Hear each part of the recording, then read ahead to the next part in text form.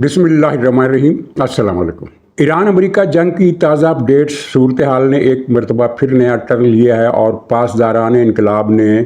ایک قسم کا ایرانی حکومت پر ٹیک اوور کر لیا ہے۔ عباس عراقچی اور ایرانی حکومت کو دوسرے درجے کی قیادت اور سرکاری میڈیا کے ذریعے غدار قرار دیا جا رہا ہے، اور اس کے ساتھ ہی آبنائے ہرمز پر انہوں نے دوبارہ بین لگا دیا ہے کہ کوئی جہاز نہیں گزر سکتا۔ دوسری طرف امریکہ کی ناکہ بندی بھی سخت ہو گئی ہے، اور اطلاعات یہ ہیں کہ امریکہ کل سے یا پرسوں سے یا غالباً کل سے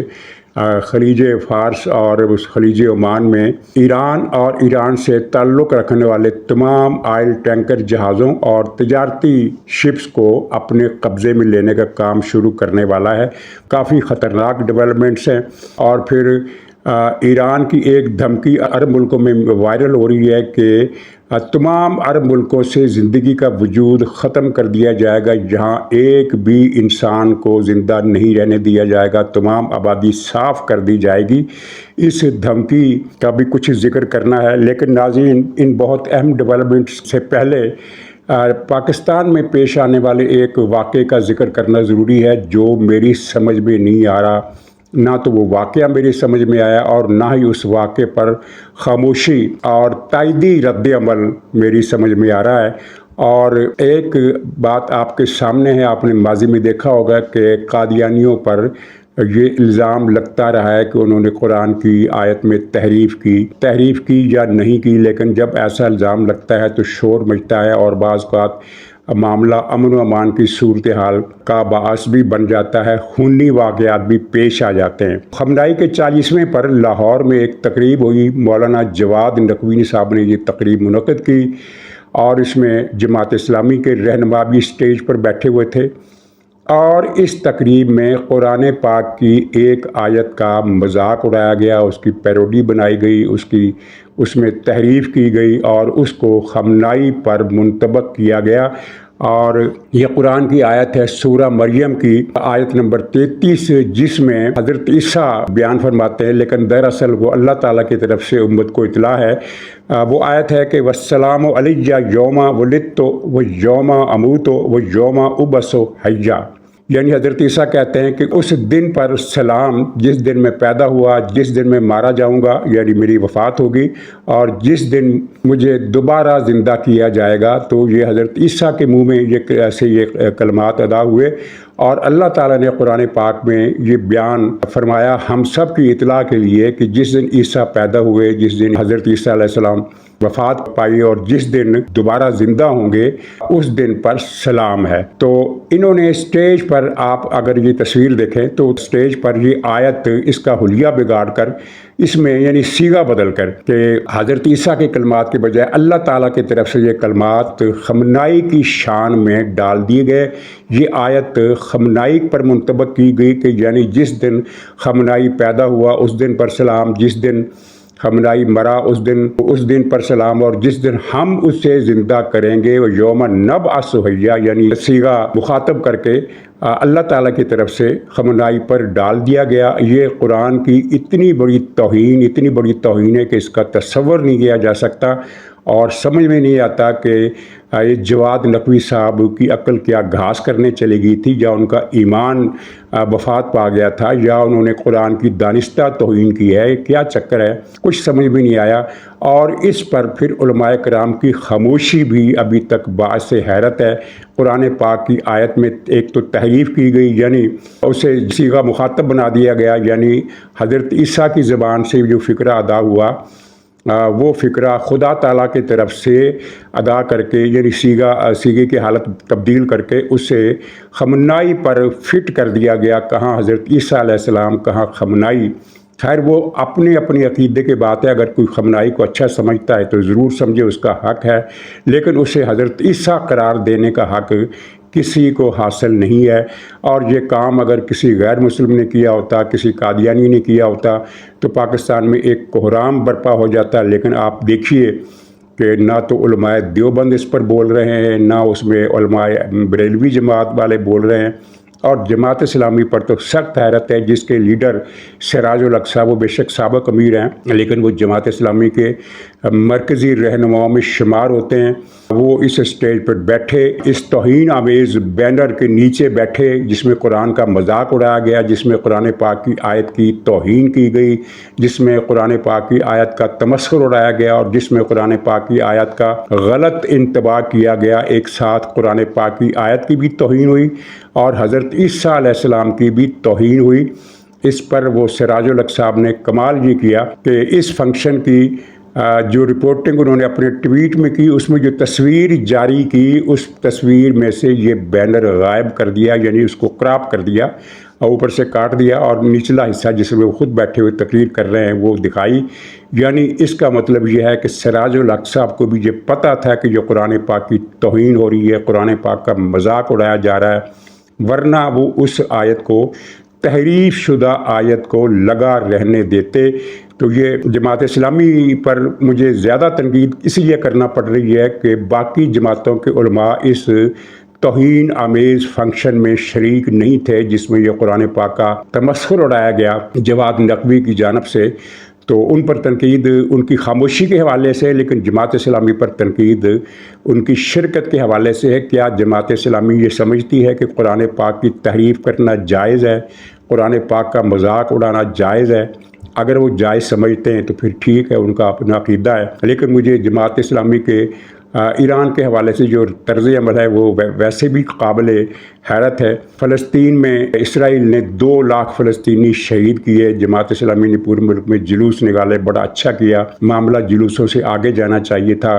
یہودیوں کی اور یہودیوں کی سپورٹ کرنے والی تجارتی کمپنیوں کی بائیکاٹ کی مہم چلائی جانی چاہیے تھی۔ جو بھی کیا جماعت اسلامی نے بہت اچھا کیا، لیکن خامنائی جس نے 10 لاکھ مسلمان قتل کیے، شام میں قتل کیے، عراق میں قتل کیے، یمن میں قتل کیے، ایران میں قتل کیے، اس کے لیے انہوں نے آج تک ایک لفظ بھی، چلیے مذمت نہ صحیح، اظہار افسوس ہی کر دیتے، نہیں کیا، بلکہ میں نے خود جماعت اسلامی کے رہنماؤں کی ٹویٹ دیکھے ہیں جن میں قاسم سلیمانی کو شہید کا رتبہ دیا گیا۔ اور قاسم سلیمانی کون تھا؟ جماعت اسلامی والے جانتے ہیں۔ یہ وہ شخص تھا جس نے جب الیپو پر قبضہ کیا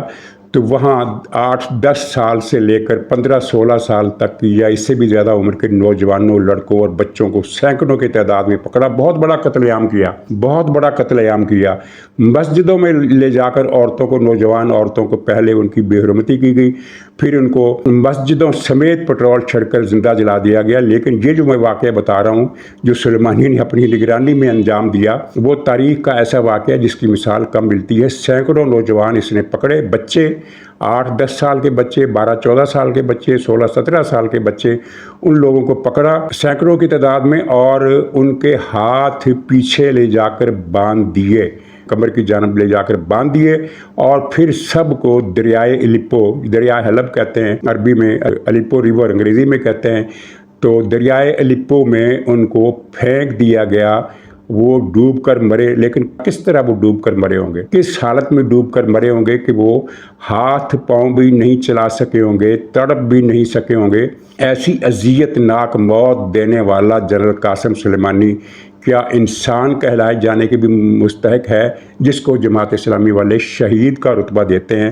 تو پھر مجھے ان سے یہ سوال کرنا چاہیے کہ کشمیر میں جگ موہن نے ہزاروں کشمیری شہید کیے تھے، تو پھر آپ کے نزدیک تو جنرل جگ موہن بھی شہید تھا۔ پھر تو جب نیتن یاہو مرے گا تو آپ اس کا بھی یوم شہادت منائیں گے۔ یہ ایک ایسی سوچ ہے جو پاکستان میں نے دیکھی ہے کہ یہ لوگ، یعنی یہ جواد نقوی اگر قرآن کی توہین کرے تو اس پر سناٹا چھایا ہوا ہے پورے پاکستان میں۔ کسی عالم دین کو توفیق نہیں ہوئی کہ اس پر ایک لفظ بھی، چلیے مذمت سے ان کو ڈر لگتا ہے تو اظہار افسوس ہی کر دیتے۔ ناظرین، اب ایران کی طرف آ جائیے۔ صورتحال نے پلٹا کھایا ہے اور ایرانی حکومت نے آبنائے ہرمز کو کھول دیا تھا۔ پاسداران نے کل سٹرائک بیک کیا اور اس پر دوبارہ پابندیاں لگا دی اور اسے دوبارہ بند کر دیا۔ دوسری طرف امریکہ نے جو ایران کی ناکہ بندی کر رکھی ہے وہ بدستور جاری ہے، بلکہ پہلے سے زیادہ سخت ہو گئی ہے۔ کل ایک بھی جہاز ایرانی بندرگاہوں کی طرف نہیں جا سکا، جبکہ ایران نے جو ہرمز پر دوبارہ پابندی لگائی ہے تو اس کے بعد پھر جو 6-7 کم سے کم جہازوں کی اطلاع ہے جو ہرمز کراس کرنے کی طرف گئے، لیکن ان کو پھر میسیج دے کر واپس کر دیا گیا، بلکہ 2 جہازوں پر فائرنگ بھی کی گئی۔ اچھا، یہ فیصلہ کون کر رہا ہے؟ اب ایران میں ایک فیصلے حکومت کرتی ہے، ایک فیصلے اگلے دن پاسداران کرتے ہیں، اور ساتھ ہی پاسداران نے ایک بیان بھی جاری کیا ہے۔ پاسداران کی مرکزی کونسل نے یہ بیان جاری کیا ہے جس میں کہا ہے کہ فیلڈ مارشل جنرل حافظ عاصم منیر صاحب نے جو تجاویز پیش کی ہیں اپنے دورہ تہران میں، ان پر غور جاری ہے، ہم غور کر رہے ہیں۔ ان کے بقول یہ تجاویز جنرل عاصم منیر نے امریکہ کی طرف سے پیش کی تھی، تو یہ امریکی تجاویز ہے جن پر ہم غور کر رہے ہیں۔ اس کا مطلب یہ ہے کہ ایک آدھ دن میں وہ کوئی فیصلہ اس حوالے سے سنا سکتے ہیں۔ جو ڈیڈ لائن ہے جنگ بندی کی وہ ہے 22 کی، آج یعنی 4 دن باقی رہ گئے، تو چوتھے دن کیا ہوگا اگر کوئی مذاکرات کی سبیل نہیں نکلتی؟ کیونکہ ایک اور ڈیولپمنٹ یہ ہوئی ہے کہ اسلام آباد میں کل جو مذاکرات ہونے تھے وہ ملتوی کر دیے گئے ہیں۔ سرکاری ذرائع نے جو بیان جاری کیا اس میں تردید کا لفظ ہے، یعنی انہوں نے کہا کہ سرکاری ذرائع ان خبروں کی تردید کرتے ہیں کہ پیر کے روز اسلام آباد میں کوئی مذاکرات ہو رہے تھے۔ حقیقت میں یہ تردید نہیں ہے، کیونکہ یہ خبر امریکی میڈیا کی طرف سے آئی تھی اور پاکستان کے ذرائع سے بھی یہ خبر چلی تھی کہ پیر کو یا اتوار کو مذاکرات متوقع ہیں، بلکہ پاکستان ہی کی حکومتی ذرائع سے یہ خبریں بھی چلائی گئیں کہ کچھ اہم امریکی اور ایرانی شاید ہفتے کی رات کو پاکستان پہنچ جائیں گے۔ لیکن یہ جو تردید جاری کی گئی ہے اس کا مطلب یہ ہے کہ پروگرام منسوخ ہو گیا ہے، ملتوی ہو گیا ہے، اور یہ خبر دراصل تردید نہیں ہے بلکہ اطلاع نامہ ہے اس بات کا کہ جو مجوزہ مذاکرات تھے وہ ملتوی ہو گئے ہیں، یعنی پیر کو مذاکرات نہیں ہو رہے۔ تو پیر کا مطلب ہے کہ 20 تاریخ اور پیچھے رہ جائے گا 2 دن،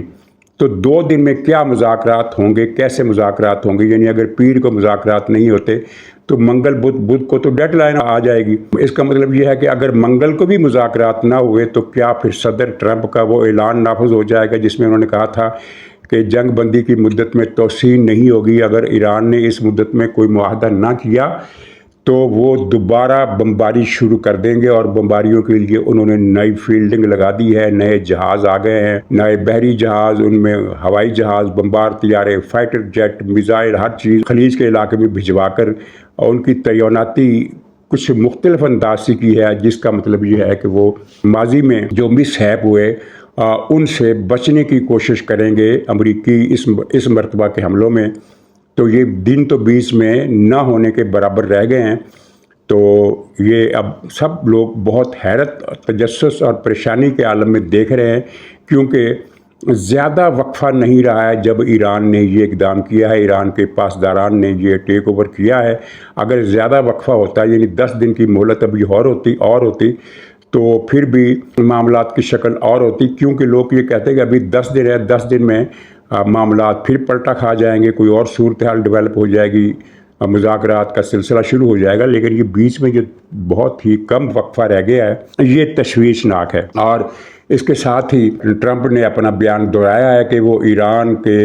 ایران میں یورینیم کا ایک ذرہ حاصل کریں گے اور اسے حاصل کیے بغیر نہیں ٹلیں گے۔ اور پھر انہوں نے ان خبروں کی بھی تردید کر دی جو بہت زیادہ پھیل گئی تھیں کہ امریکہ ایران کے منجمد اثاثے بحال کرنے پر تیار ہو گیا، اور پہلی قسط کے طور پر ایران کو $20 ارب فراہم کیے جائیں گے۔ تو صدر ٹرمپ نے اس کی بھی تردید کی، کہا کہ یورینیم حاصل کرنے کے عوض کوئی پیسہ ایران کو نہیں دیا جائے گا اور ایران سے یورینیم کا ایک ذرہ واپس لیا جائے گا۔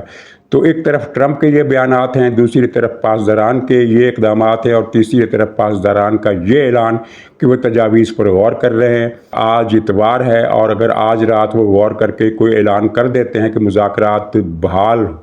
یعنی مذاکرات کی بحالی کا رستہ جن سے ہموار ہو سکے، تو گویا کہ پھر پیر کی رات یا پیر کے دن مذاکرات کا امکان ہے۔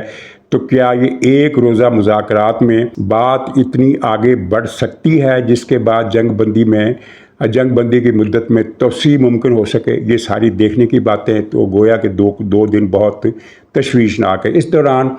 ایران کے اندر جو کشمکش چل رہی ہے وہ بڑی تیز ہو گئی ہے، اور ایران کے پاسداران کی طرف سے، یعنی پاسداران کی مرکزی کمانڈروں کی طرف سے نہیں بلکہ درجہ دوئم کی، صف دوئم کی جو قیادت ہے، اور اس میں جو ایران کا میڈیا ہے، ایران کا میڈیا پاسداران کے کنٹرول میں ہے۔ کچھ اخبارات حکومت کی ترجمانی کرتے ہیں لیکن وہ اتنے اہم نہیں گنے جاتے جتنے اہم حکومت کے تسنیم اور فارس اخبار اور ایک دو اور اخبار ہیں جو کہ ان کے جو ولایت فقہ کی نمائندگی کرتے ہیں، پاسداران کی نمائندگی کرتے ہیں، رہبر کونسل کی ترجمانی کرتے ہیں۔ تو وہ اخبارات اور تہران کا میئر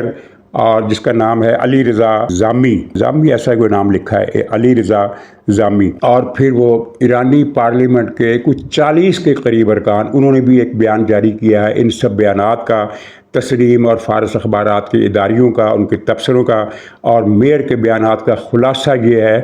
کہ عباس عراقچی کے بیانات نے معاشرے کو کنفیوز کر دیا ہے۔ اچھا، عباس عراقچی وزیر خارجہ ہے اور اس پر تنقید کا مطلب یہ ہے کہ یہ دراصل حکومت پر تنقید کر رہے ہیں، اور یہ لکھا ہے کہ عراقچی کے اقدامات نے، عراقچی نے گویا کہ آبنائے ہرمز اٹھا کر امریکہ کے سپرد کر دی ہے، یہ ان کا ہے، یعنی کہ ملک سے غداری کا ارتکاب کیا ہے۔ اور پھر یہ کہ عراقچی وہ کچھ کر رہا ہے کہ جس کے نتیجے میں امریکہ جو کچھ میدان جنگ میں حاصل نہیں کر سکا وہ مذاکرات کی میز پر حاصل کر لے گا، یعنی پھر وہی وطن فروشی کا الزام۔ اس طرح کے بہت سارے سخت الزامات اور فکرے ان اخبارات کے اداریوں میں، میئر تہران کے بیان میں اور 40 ارکان پارلیمنٹ کے بیان میں یہ شامل ہے، جس سے پتہ چلتا ہے کہ حکومت اور ان میں اختلافات اب پہلے سے زیادہ بڑھ گئے ہیں۔ اور یہ جو بیانات آ رہے ہیں اس طرح کے کہ امریکہ کے ساتھ یورینیم کی افزودگی کا کوئی معاہدہ نہیں ہوا، کوئی بات، کوئی کمٹمنٹ نہیں ہوئی، یہ بات قابل غور ہے کہ یہ بیان وزارت خارجہ کے ترجمان نے دیا ہے، وزیر خارجہ نے نہیں دیا۔ اور وزارت خارجہ کا ترجمان کون ہے؟ پاسداران کا آدمی ہے، اور تمام وزارتوں کے ترجمان پاسداران کے آدمی ہیں۔ یعنی انہوں نے ایک بندوبست جو وہاں نظام کا ہے وہ اس طرح ہے کہ حکومت کہ جتنے بھی وزیر ہیں ان سب کے ڈپٹی اور ترجمان پاسداران سے وابستہ ہیں، پاسداران سے تعلق رکھتے ہیں، یعنی حکومت کا کوئی وزیر اپنی مرضی کا ترجمان بھی نہیں رکھ سکتا۔ اچھا، اب تھوڑا سا ذکر ایران کی اس دھمکی کا۔ اصل میں تہران یونیورسٹی کا ایک پروفیسر ہے، اور پروفیسر مراندی، MARANDI، یہ انگریزی کے اس کے یعنی رومن کے ہجے ہیں، فارسی میں میرے خیال مراد کوئی جگہ ہوگی اس کی مناسبت سے، سید محمد مراندی، یہ عالمی میڈیا پر اکثر اوقات پاسداروں کی ترجمانی کرتا ہے اور ان کو شریک ہوتا ہے پاسداروں کا موقف بیان کرنے کے لیے۔ تو یہ ایک ہارڈ لائنر ہے۔ تو اس نے ایک انٹرویو دیا ہے، تو اس میں وہ کہتا ہے کہ اس جنگ کے نتیجے میں ہم خلیج فارس اور عربستان سے، یعنی اس نے جزیرہ نما عربین پیننسولا کا لفظ استعمال کیا ہے، ساری گلف، سعودی عرب، عراق، شام تو شاید جزیرہ نما میں شامل نہیں ہوتا، لیکن عراق اور امارات، قطر، بحرین اور اس کے علاوہ عمان اور پورا سعودی عرب یہ اس میں شامل ہوتا ہے، اور اس علاقے سے زندگی کا خاتمہ ہو جائے گا، کوئی شخص زندہ نہیں رہے گا۔ اور اس نے پھر یہ بھی کہا کہ اگر میں ان ریاستوں کا باشندہ ہوتا، یعنی ان اسٹیٹ میں سے کسی ایک اسٹیٹ میں رہ رہا ہوتا، تو فوراً ہی یہ جگہ چھوڑ دیتا، کیونکہ اب یہاں زندگی ممکن نہیں رہے گی، ہم سب کچھ یہاں کا تباہ کر دیں گے، کوئی آدمی یہاں زندہ نہیں رہ سکے گا۔ And if the United States escalates, Nima, these Arab dictatorships in the Persian Gulf will probably cease to exist. If I was living there now, I would leave. تو اس علاقے میں جو انسانوں کی آبادی ہے، چلیے یہ ایرانی لوگ ان کو کچھ بھی سمجھیں، ہیں تو یہ انسان عربوں کو، تو یہ جو عربوں کی آبادی ہے اس علاقے میں کم سے کم بھی کوئی 8 کروڑ کے قریب آبادی بنتی ہے۔ سعودی عرب کی 4-5 کروڑ آبادی ہے، اور عراق کی کوئی 3-4 کروڑ آبادی، 8 کروڑ تو یہی ہو گئے۔ اس کے علاوہ قطر، بحرین، امارات اور کویت میں، اور اس میں کوئی 1 کروڑ آبادی ملا لیں، عمان میں 1 کروڑ آبادی ملا لیں، یمن میں 1.5 کروڑ، یہ کوئی 10-12 کروڑ آبادی بن جاتی ہے۔ تو گویا ایران دھمکی دے رہا ہے کہ وہ 10-12 کروڑ انسانوں کا وجود ختم کر دے گا۔ احمقانہ دھمکی ہے، ناقابل عمل دھمکی ہے، ناممکن دھمکی ہے، لیکن اس سے عربوں کے ساتھ ایران کو جو نفرت ہے وہ ظاہر ہوتی ہے۔ اور یہ حزب اللہ بھی عرب ہیں، لیکن وہ خود کو عرب شناخت نہیں ظاہر کرتے، وہ اپنی شناخت ایرانی ظاہر کرتے ہیں، وہ فکرے کچھ اور طرح کے استعمال کرتے ہیں۔ وہ کہتے ہیں کہ ہم جزیرہ نما عرب سے ان سب کا صفایا کر دیں گے، ان کے لیے وہ مرتدین کا لفظ استعمال کرتے ہیں، تو ان مرتدین کو زندہ نہیں رہنے دیا جائے گا۔ یہ حزب اللہ نے 4 سال پہلے دھمکی دی تھی، اور پھر آپ کو وہ دھمکی بھی یاد ہوگی قاسم سلیمانی کی، جب اس نے صنعاء میں حوثیوں کی ایک پریڈ کی وہ قیادت کی تھی، یہ جلسہ تھا ان کو فوجی جلسہ، اس کے خطاب کیا تھا، تو اس خطاب میں اس نے شمال کی طرف اشارہ کرتے ہوئے کہا کہ اب مکہ کی باری ہے، اب مکہ کی باری ہے، وہاں سے بھی ہم مرتدین کا صفایا کریں گے۔ اور یمن میں جب حوثی گھسے تھے، شمالی یمن میں قبضہ کیا تھا انہوں نے، تو وہاں انہوں نے ایک بہت بڑا قتل عام کیا تھا، بہت بڑا قتل عام کیا تھا۔ تو اسی قتل عام پر اظہار مسرت اور جشن کے لیے قاسم سلیمانی وہاں گیا تھا، اور پھر اس نے مکہ کی طرف اشارہ کیا، اور پھر مکہ کا نام بھی لیا۔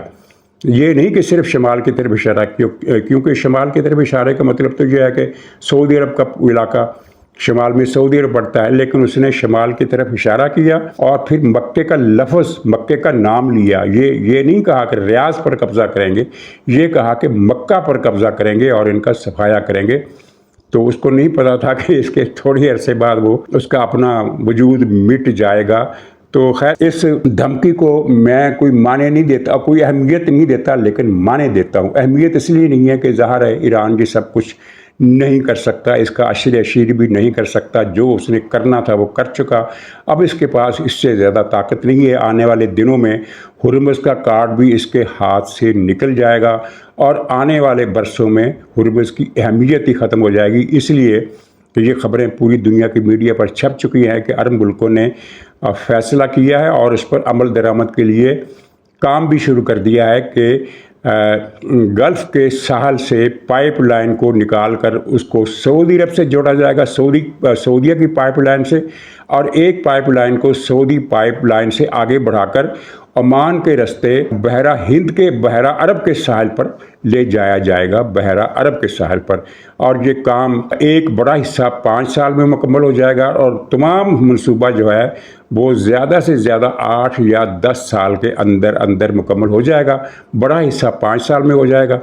اور اس منصوبے کی تکمیل سے پہلے جو ان کا جزوی منصوبہ ہے وہ پایا تکمیل تک پہنچ جائے گا، یعنی کہ کویت، قطر، بحرین اور امارات کی پائپ لائنوں کو سعودی عرب کی پائپ لائن سے جوڑنا، کیونکہ اس وقت سعودی عرب اپنا تقریباً تمام تیل خلیج فارس کے بجائے بحیرہ کلزم کے راستے وہاں سے برآمد کر رہا ہے۔ تو یہ ان کی یہ بچت ہو جائے گی، جس کے بعد پھر ہرمز کی کوئی اہمیت نہیں رہے گی، سوائے اس کے کہ جن ملکوں نے ایران سے تیل لینا ہوگا وہ اسے کراس کریں گے۔ باقی ملکوں کے لیے پائپ لائنوں کا جو ٹرمینل ہے وہ دوسرے سمندروں کو چلا جائے گا۔ تو ایران نے اپنا میکسیمم شو بھی کر لیا ہے اور استعمال بھی کر لیا ہے، اور ایران سے میری مراد موجودہ ایران ہے۔ ایران میں 8-9 کروڑ کی 10 کروڑ کی آبادی ہے، اور